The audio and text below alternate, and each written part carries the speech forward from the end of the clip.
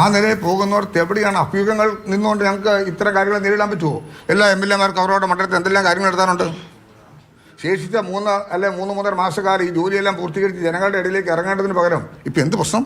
ഇടത് ഭരണം തുടരുമോ? ഇടത് ഭരണം സംശയമായിരിക്കുന്നത്. ഇടത് ഭരണം തുടരുന്നതിന് എന്തെങ്കിലും തടസ്സമുണ്ടോ? ഗവൺമെൻറ്റിൻ്റെ ഏതെങ്കിലും പ്രക്രിയയിൽ ജനങ്ങൾക്ക് എന്തെങ്കിലും ബുദ്ധിമുട്ടുകൾ നേരിടുന്നുണ്ടെങ്കിലല്ലേ പ്രശ്നം ഉണ്ടാകുന്നത്. ജനജീവിതത്തെ ബാധിക്കുന്ന എല്ലാ വിഷയങ്ങളിലും ഒരു പരിധിവരെയും അപ്പുറയും സാഹചര്യങ്ങൾക്കൊത്ത് ഉണർന്ന് പ്രവർത്തിക്കാൻ കഴിഞ്ഞൊരു ഗവൺമെൻറ് ആയിട്ടാണ് ഞാൻ ഈ ഗവൺമെൻറ്റിനെ വിലയിരുത്തിയിട്ടുള്ളത്. ഇത്രയും പരിപാടികൾ നടക്കുന്നു, ഇടതുമുന്നണി യോഗം ചേരുന്നു, അതിനകത്തൊക്കെ ഈ പാർട്ടി ചെയർമാൻ പങ്കെടുക്കാത്തത് അത് ചില അസൗകര്യങ്ങളും അസ്വസ്ഥതകളും സാഹചര്യങ്ങളും വ്യക്തിപരമായ കാര്യങ്ങളല്ലേ അതൊക്കെ. അങ്ങനെയുള്ള പങ്കെടുത്തില്ല എന്നുകൊണ്ടാണ് കുഴപ്പമിരിക്കുന്നത്. അതിന് ഇടതുപക്ഷ മുന്നണിയിൽ ആർക്കും ആക്ഷേപമില്ലല്ലോ. അവരെ യഥാർത്ഥത്തിൽ കൃത്യമായിട്ട് കക്ഷികളൊക്കെ പല അറിയിച്ചിട്ടുണ്ട്. അങ്ങനെയൊക്കെ നമ്മളൊരു വിഷയത്തിൽ പങ്കെടുക്കാൻ പറ്റിയാൽ ഇന്നിപ്പോൾ ഇടുക്കി ചെല്ലണ്ടായിരുന്നു, എനിക്കിന്ന് പോകാൻ പറ്റിയില്ല. ഞാൻ അവിടുത്തെ പ്രോഗ്രാമിലുള്ള ആൾക്കാരെ അറിയിച്ചു, എനിക്കിന്ന് ഓഫീസിൽ നിൽക്കേണ്ട കാര്യമുണ്ട്, വരാൻ പറ്റുന്നില്ല, നാളെ വരാൻ പറ്റുള്ളൂ. അതിനെന്താ കുഴപ്പമിരിക്കുന്നത്? ഓക്കെ, അപ്പോൾ സന്തോഷമായിട്ട് പിരിയാം. ഇതിനകത്ത് ഒരു കാര്യമില്ല, നമ്മളെ സംബന്ധിച്ചിടത്തോളം കാര്യം ഒന്നും പറയാനില്ല. ലാസ്റ്റ് പോസ്റ്റ് ഇപ്പം ജോസ് കമാഡിയാണ്. അദ്ദേഹം എന്തുകൊണ്ടാണ് ഇന്നലെ പങ്കെടുക്കാൻ പറ്റാത്ത സാഹചര്യം അദ്ദേഹത്തിൻ്റെ ഓഫീസിൽ തന്നെ പറഞ്ഞിട്ടുണ്ട്. ഞാൻ വായിച്ചു രാവിലെ. ഫേസ്ബുക്ക് അല്ല, വാർത്തയിലും. ഫേസ്ബുക്ക് എന്ന കണക്കൂട്ടും. അതൊക്കെ രാഷ്ട്രീയത്തിനകത്ത് എന്ത് പറയാൻ പറ്റുന്നു?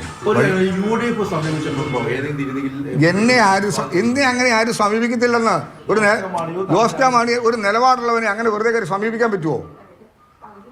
ഇതെന്താ പറയുന്നത്? ഒരു നിലപാട് ഞങ്ങളെല്ലാം സൗഹൃദമുള്ളവരാ, ആരോടും വിദ്വേഷമില്ല, അടുത്ത സൗഹൃദമുള്ളവരാ. അത് വ്യക്തിപരമായ സൗഹൃദവും സ്നേഹവും എന്നും തുടരും. ഇത് വ്യക്തമായ നിലപാടിൻ്റെ അടിസ്ഥാനത്തിലാണ് ഒരു പാർട്ടി മുന്നോട്ട് പോണത്. ആ നിലപാടുകളിലേക്ക് പോകേണ്ടി വന്ന സാഹചര്യങ്ങൾ അതൊക്കെയല്ലേ ഒരു പാർട്ടിയെ നയിക്കുന്നത്. ഞങ്ങൾ തമ്മിൽ പിണക്കങ്ങളൊന്നും ഇല്ല ആർക്കും. എന്തിനു പിണക്കം? UDF-ൽ ഇരുന്ന സമയത്ത് LDF-ലെ ഒരു നേതാക്കന്മാരോട്ട് എനിക്ക് പിണക്കമില്ല. ഞാൻ LDF-ലെ നേതാവായ ശ്രീ CV വർഗീസിനോടാണ് നേരിട്ട് ഇടുക്കി 2 പ്രാവശ്യം മത്സരിച്ചത്. അത് കഴിഞ്ഞാണ് LDF വന്നത്. ആ വർഗീസാണല്ലോ പിന്നീട് എൻ്റെ ഇലക്ഷൻ കമ്മിറ്റിയുടെ കൺവീനറായി പ്രവർത്തിച്ചത്. അന്ന് ഞങ്ങൾക്ക് വ്യക്തിപരമായ ബന്ധമുണ്ടായിരുന്നു. തെരഞ്ഞെടുപ്പിലെതിരായി മത്സരിക്കുന്ന സമയത്തും രാത്രി തട്ടുകടന്ന് ചായ കുടിച്ച് പിരിയുമ്പോൾ ഈ തെരഞ്ഞെടുപ്പ് ഇച്ചിരി ടൈറ്റായിട്ടാണ് തോന്നുന്നത് വർഗീസ് എന്ന് പറഞ്ഞപ്പം എന്നോട് സീരിയസ് ആയിട്ട് പറഞ്ഞു, നീ ജയിക്കൂടാ പോകുമെന്ന് എന്നോട് പറഞ്ഞു. അത്രയും അടുത്ത ബന്ധം അക്കാലത്ത് പുലർത്തിയിട്ടുണ്ട്. അത് UDF-ഓ LDF-ഓ നോക്കിയിട്ടില്ല. ഞാൻ എൻ്റെ ജോലി ചെയ്യുന്നു. എൻ്റെ വിശ്വാസ പ്രമാണങ്ങളെ വിശ്വസ്തയോടെ വിശ്വസിക്കുന്ന ഒരു വിശ്വാസിയാണ് ഞാൻ, ക്രൈസ്തവ വിശ്വാസിയാണ് ഞാൻ എൻ്റെ വിശ്വാസ പ്രമാണങ്ങളെ അടിയറ വെക്കുന്ന ഒരു കാര്യം ഇതിനകത്തുണ്ടായിട്ടില്ല. എല്ലാം ആലോചിച്ച് തീരുമാനിച്ചാണ് അന്ന് ഞങ്ങൾ തീരുമാനം എടുത്തത്. അതുകൊണ്ട് അത്തരം കാര്യങ്ങളൊക്കെ ഞങ്ങളുടെ ധാർമ്മികതയെ ചോദ്യം ചെയ്യുന്ന ഒന്നിനും നിലനിൽക്കാൻ കഴിയുന്ന ഒരു സ്ഥിതി ഉണ്ടെന്ന് എനിക്ക് ബോധ്യമില്ല. അത് തന്നെയാണ് ചെയർമാൻ ലാസ്റ്റ് വാക്ക് പറഞ്ഞിട്ടുള്ളൂ. Okay, thank you so much.